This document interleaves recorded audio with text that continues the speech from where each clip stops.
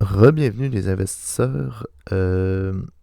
On est à la semaine 7, si je ne me trompe pas, du suivi de portefeuille. Donc, on va tout de suite se rendre euh, dans notre compte. On va aller voir un petit peu.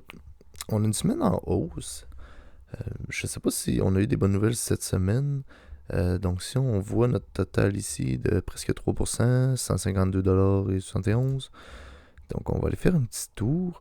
Le dernier mois a été plutôt haussier. On peut voir un plus 294, je vais enlever ça, plus 294,56, donc plus 6%.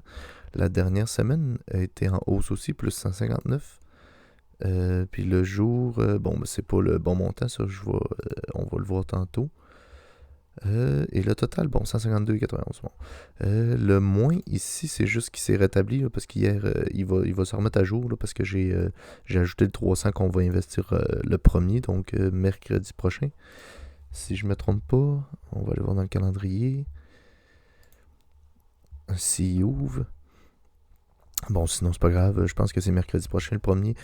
Euh, on va investir ce 300-là. Si on fait un petit tour ici, on peut voir que VUN, donc le total stock market des États-Unis, donc est à plus 19 $, 5%.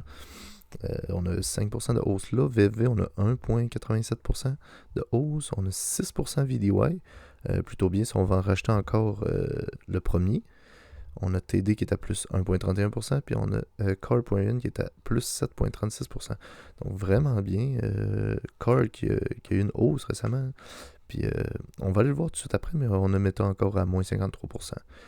Donc on va aller voir Car. Si on regarde sur un mois, 3 mois, ouais, donc sur un mois, on est vraiment en hausse. Hein?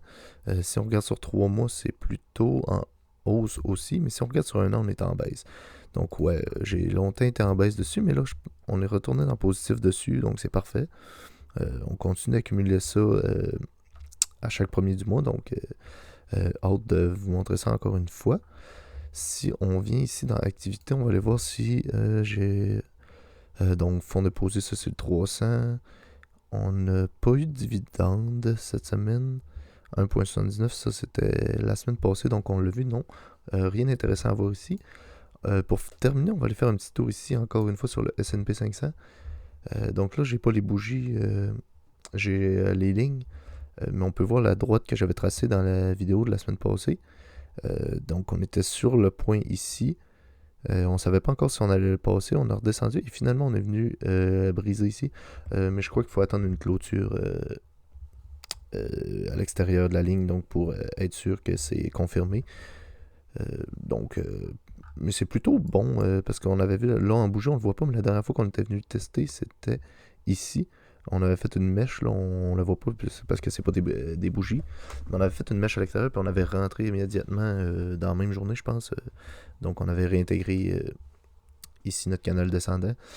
Puis finalement ici, ben, on l'a percé, puis là on se tient à l'extérieur. Donc on va attendre de voir ce que ça donne, mais on a une semaine plutôt haussière. Donc pour ça, ça va. Portefeuille, donc on n'a plus rien à voir. Puis encore une fois, si jamais vous voulez vous créer un compte Wealthsimple, vous avez le lien en description.